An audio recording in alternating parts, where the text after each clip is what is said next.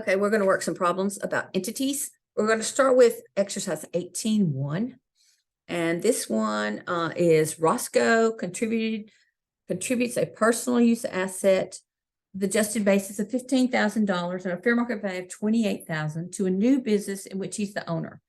They want us to determine his recognized gain on the transfer and the basis of the asset to the business if the new operation is one of these three, either the sole proprietorship, a partnership in which he holds a 10% interest, or a corporation in which he holds 25% interest, and all shareholders contribute assets for stock in this transaction. So we're just trying to explore the possibilities of when this tax-free transfer into an entity shows up. And if I look at this just on the outcome of what the answers are, I say this is a lame problem because bluntly, the answers are all the same, but it shows you that as a general rule, transfers into the business are going to be tax-free. So here's what we're going to do. This one, looking at it again, Roscoe, he has this adjusted basis of $15,000. Fair market value is much higher at $28,000. And it's a new business, which he's the owner. They want to know how much he recognizes as gain and the basis of the assets to the business if the new operation, okay, that's a partner point. It's a new operation. Okay, so let's try this.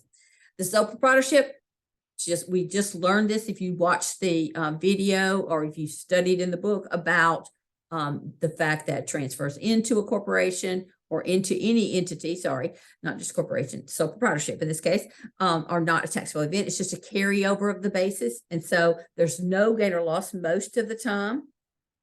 See if I can get us to, see if I can get it to let us have a text box. It's going to be one here. Oh, yeah. So you got to find the text box. No gain or loss. And of course, if you were doing instant engage, it's going to give you a pull down. And so that's why I'm looking for a pull down. So the amount of gain or loss recognized is 0.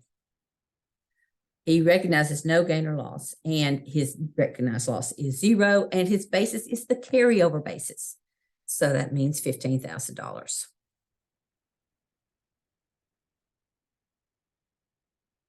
So that's very clear. That's for sole proprietorships. Then you go to partnerships. It works much the same way. Seldom, if ever, are you going to see them charging you some gain or loss to put assets into the business. I mean, it could happen. Again, this is complex material when you're talking about partnerships, but as a general rule, no gain or loss on the transfer in. So we got 0. And the carryover basis, if there's no gain or loss, it's also follows that the basis is the carryover basis. So his basis in the basis for the assets in the proprietorship were still $15,000 because nothing had changed. He still was the owner of those assets. But in this case, the basis in his partnership interest becomes the carryover basis. So $15,000 that was his basis in the assets is now his basis in his partnership interest. Okay, so that's the proprietorship and the partnership, very straightforward. Then we get to the corporation. This was a little trickier. So let's look at the pertinent part that makes it what it is. He contributes the personal use asset with adjusted basis of 15 and fair market value of 28 to a new business in which he's an owner. See, that's pertinent because this is what they told us about the new business. Corporation, if he put it in a corporation in which Roscoe holds 25%, if you remember, in order to get tax-free transfer into a corporation, we have to have over 80% control. So we have to have, we're looking for that 100% of the stock is issued for assets, and we're looking for 80% control after the transfer. And so he's not going to own 80% himself, but it just means all the transferors that transferred with him have to own 80% or more. So this, because it's a new organization, in other words, this new entity is coming on, then the entirety of what they put in is going to be counted. So the corporation in which Roscoe holds a 25% interest and all shareholders contribute assets for stock.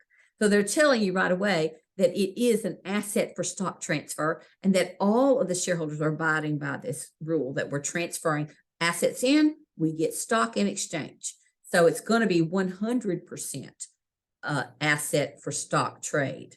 And so it's going to qualify as a 351 exchange, which means not a gain or loss to be recognized. So does he recognize gain or loss? No gain or loss. And the amount of the gain or loss, again, is 0.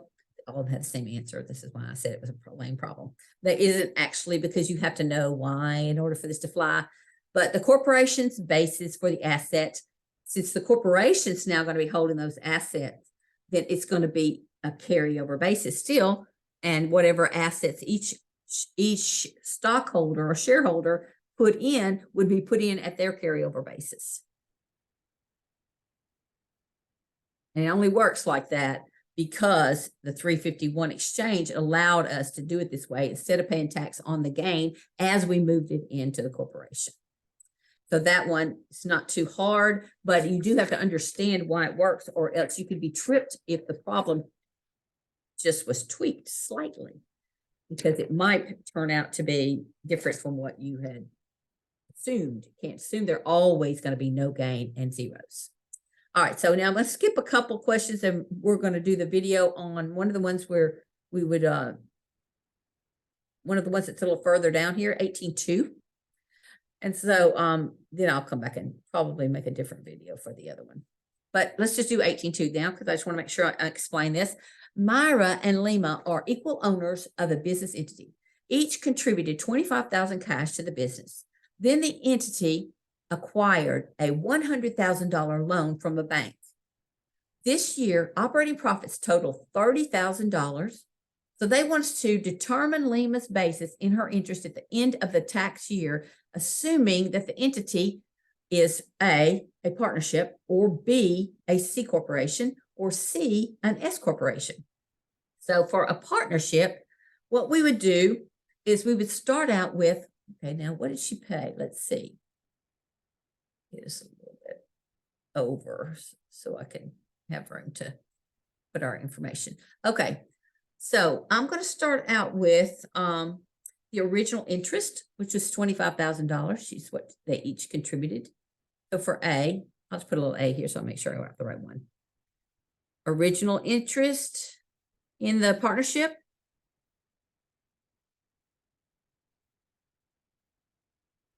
I think I'll put the amount first. That way, the numbers can line up for us. Okay. And then to that, we're going to add her part of the, I'm assuming that's a girl. We're going to add the 1/2, we'll just put it that way, of the profit. And the profit was $30,000. So we're going to add $15,000 for 50% share of the profit for the year.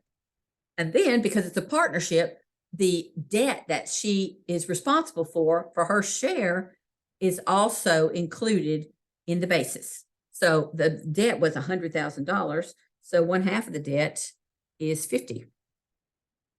Because it's a partnership is the reason we're able to add that as part of the basis.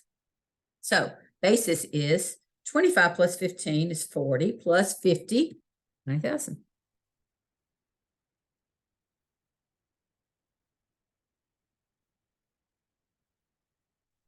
Okay.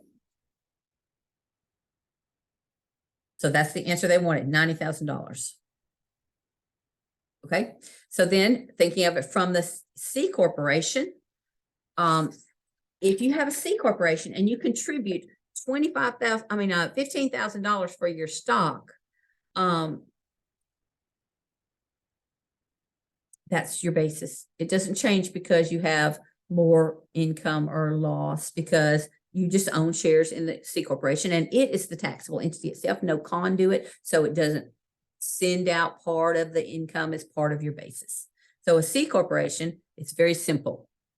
25,000 is still the basis, and it's still going to be the basis next time because it doesn't flex or flux. And so that's all for that one. B. Then C, if it's an S corporation, then is it going to be just like the partnership? No. Is it going to be just like the corporation? No. It's going to be its own way. In other words, we're going to start out with C, similar to the way we did the partnership, because she put in the 25,000. Actually, this is the same as both ways, right? The S corp stock, she paid $25,000 for it. And then whenever the income was $30,000, half of it would have been added to the basis, 50% of the profits. And then the temptation is to say, well, what about that loan? Shouldn't she take basis of $50,000 because the company owes that $100,000? And the answer is no, because she's not liable for that $100,000 or $50,000 of it. So she does not increase her basis by that loan. So her basis is only going to be $40,000 as an S corporation.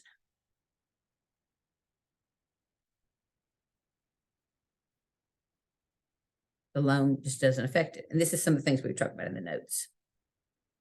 So the answer is 3 different results depending on whether it was a partnership, a C corporation, or an S corporation. And these are all just bringing you to what's the basis at the end of this 1-year period. So I'm just going to stop there and we'll put the other videos, the other ones on the other video.